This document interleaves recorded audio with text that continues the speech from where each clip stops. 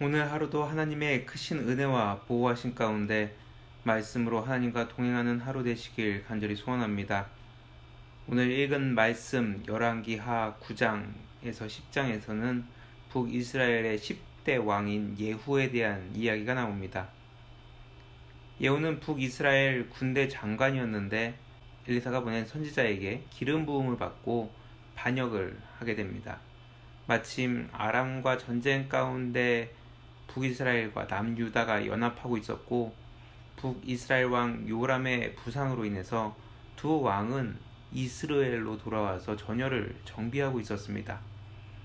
이때 예후는 북이스라엘 왕뿐만 아니라 아합의 사위였던 남유다 아하시아 왕까지 죽입니다.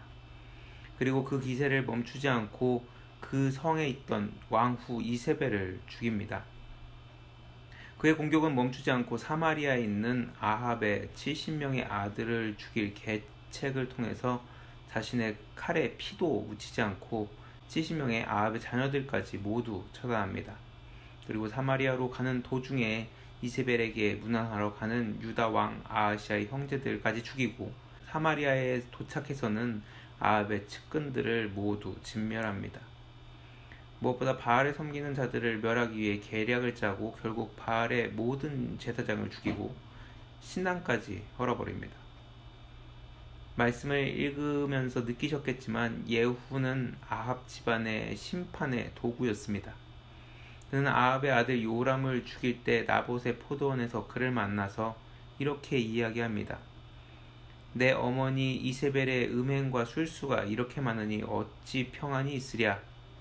그리고 아합의 아내 이세벨을 죽이고 그녀의 시신을 장사 지내려 할 때 그녀의 두골과 손, 발밖에 없는 것을 보고 이렇게 또 이야기합니다.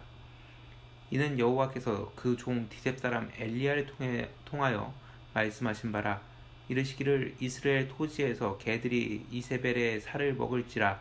그 시체가 이스라엘 토지에서 거름같이 밭에 있으리니 이것이 이세벨이라고 가리켜 말하지 못하게 되리라 하셨느니라. 이렇듯 예후는 하나님의 심판의 말씀을 기억하고 그 심판의 도구로서의 역할을 감당했습니다.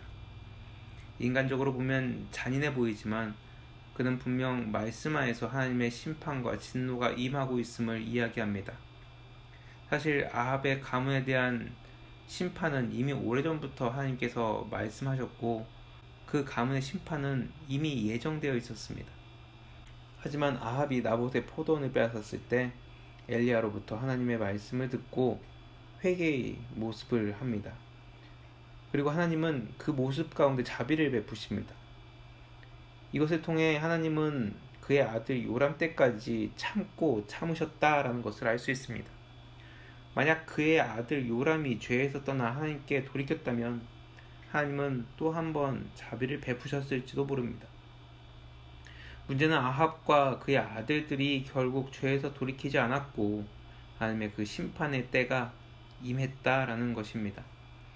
하나님의 심판은 정확하고 공의로우시며 철저하십니다.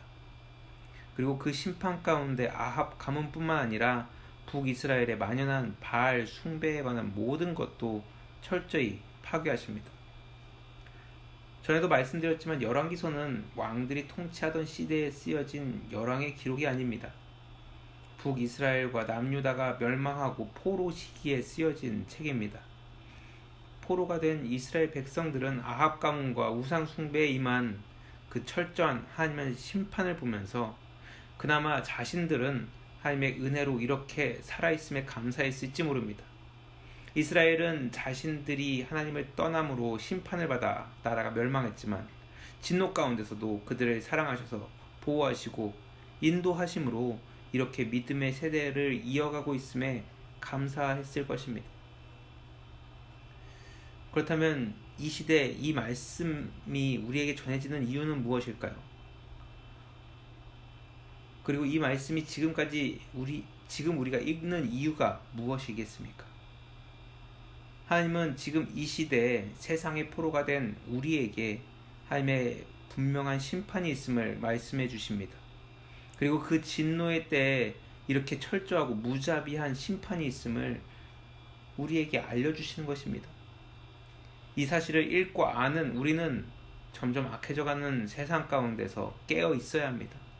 지금 우리가 은혜 가운데 있음을 감사하고 더 은혜의 자리로 나아가고 아직 하나님의 심판의 때를 알지 못하는 세상의 향락에 취해 있는 그 사람들에게 이 사실을 전해야 하는 사명이 있는 자들입니다. 지금 우리가 겪고 있는 이 코로나 바이러스 사태, 어찌 보면 마지막 때 하나님의 그 심판에 대한 경고의 메시지일지 모릅니다.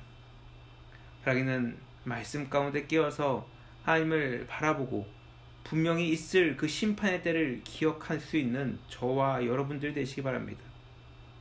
그리고 무엇보다 지금 우리에게 베푸신 이 하나님의 놀라운 은혜 가운데 살면서 이 은혜를 지금 아직도 하나님을 모르는 이들에게, 예수 그리스도의 그 은혜를 모르는 이들에게 전하면서 살아갈 수 있는 오늘 하루가 되시길 간절히 축원합니다.